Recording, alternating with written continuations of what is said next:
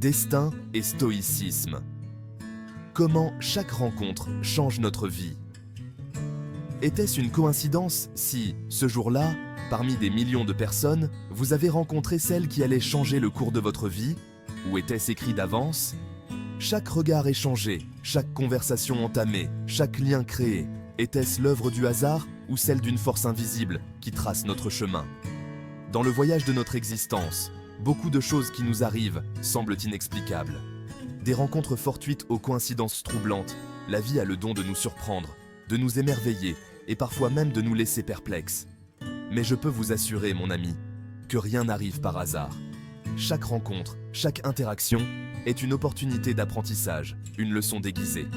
C'est pourquoi, dans cette vidéo, nous allons explorer ensemble le concept de destin à travers le prisme du stoïcisme.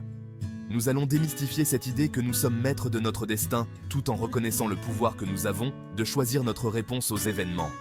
Ensemble, découvrons comment chaque rencontre, aussi insignifiante soit-elle, peut transformer nos vies et nous rapprocher de notre véritable essence. Dans ce voyage qu'on appelle la vie, une vérité se révèle clairement. Personne n'entre dans votre vie par hasard. Chaque rencontre, chaque lien a un but. C'est un écho du destin qui nous rappelle que nous sommes liés dans une tapisserie cosmique d'expériences et d'apprentissage. Imaginez-vous en train de vous promener dans un jardin luxuriant. Chaque personne que vous rencontrez représentant une fleur unique. Certaines fleurs sont vibrantes et audacieuses, attirant votre attention par leurs couleurs vives. D'autres sont plus discrètes, leur beauté se révélant à ceux qui prennent le temps de les observer attentivement. Chaque fleur, avec sa forme, sa couleur et son parfum unique, contribue à la beauté et à la diversité du jardin. De la même manière, chaque personne que vous rencontrez dans la vie apporte son propre point de vue, ses expériences et ses leçons à partager. Je me souviens d'une période de désespoir où je me suis retrouvé dans une tempête d'incertitude, accroché à l'illusion de contrôler chaque aspect de ma vie. Le vent hurlait autour de moi, des vagues de doute s'écrasaient contre mon fragile radeau d'espoir, et j'ai réalisé que je ne pouvais pas contrôler la tempête. Mais j'ai vite compris que c'était une bataille perdue d'avance.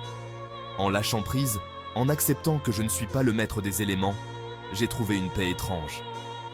L'acceptation de l'inévitable est devenue ma bouée de sauvetage. J'ai compris que certaines personnes entrent dans ma vie pour me mettre au défi, pour me pousser hors de ma zone de confort et me forcer à grandir. Ce sont les vents qui me poussent vers des horizons inconnus, les vagues qui me secouent de ma complaisance. Peu importe à quel point j'ai essayé de résister, la leçon a toujours fini par me parvenir. C'est comme si l'univers conspirait pour me guider, même lorsque je résistais à son étreinte.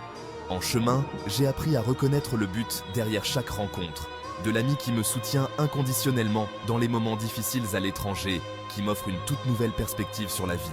Tout le monde a quelque chose à m'apprendre. Certaines leçons sont douces comme le miel, remplissant ma vie de joie et de gratitude.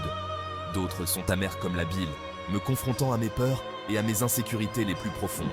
Même ceux qui ont laissé des cicatrices sur mon cœur ont laissé une marque indélébile sur mon âme, me rappelant ma propre force et ma résilience. Ce sont les épines parmi les roses, me rappelant que la beauté et la douleur sont souvent liées. Chaque rencontre, qu'elle soit fugace ou durable, façonne notre être et nous guide vers notre véritable vocation. Dans la vaste et énigmatique tapisserie de la vie, chaque rencontre, chaque interaction est imprégnée d'un but, d'un sens qui transcende la simple coïncidence. Imaginez un instant que votre vie est une magnifique tapisserie, tissée de fils de différentes couleurs et textures. Chaque fil représente une personne, une expérience, une leçon.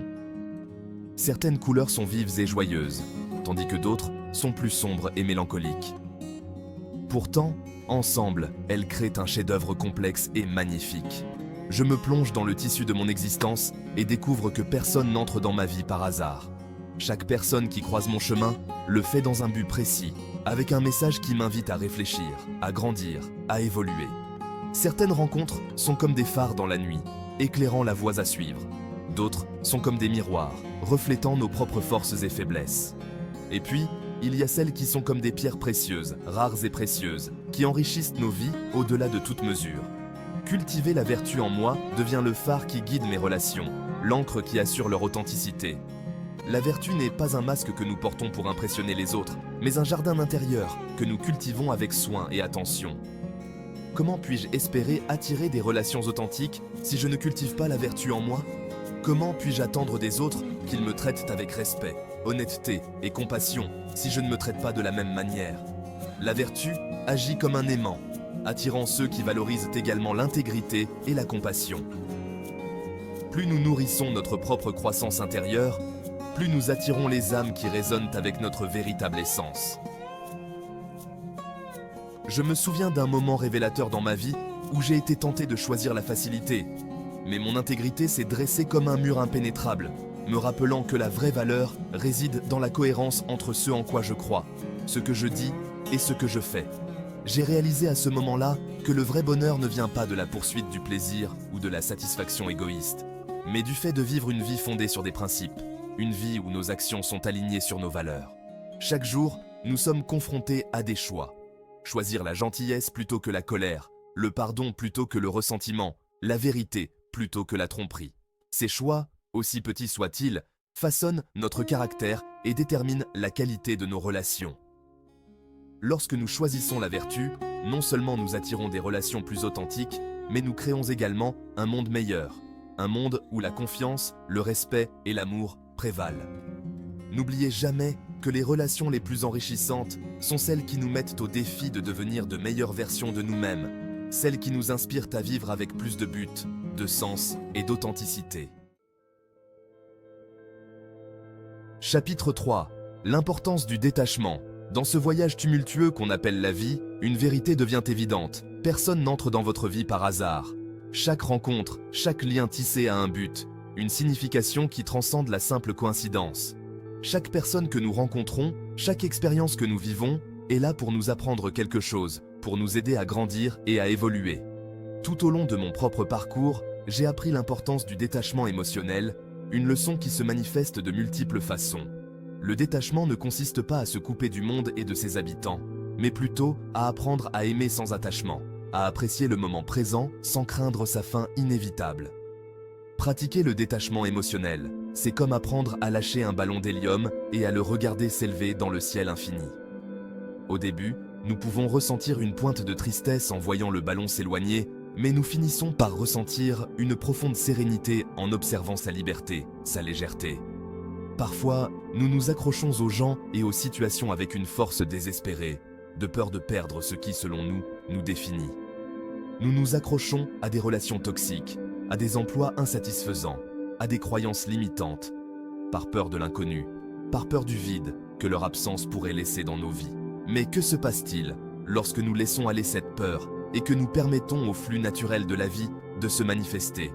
Que se passe-t-il lorsque nous cessons de nager à contre-courant et que nous nous laissons porter par le courant de la vie?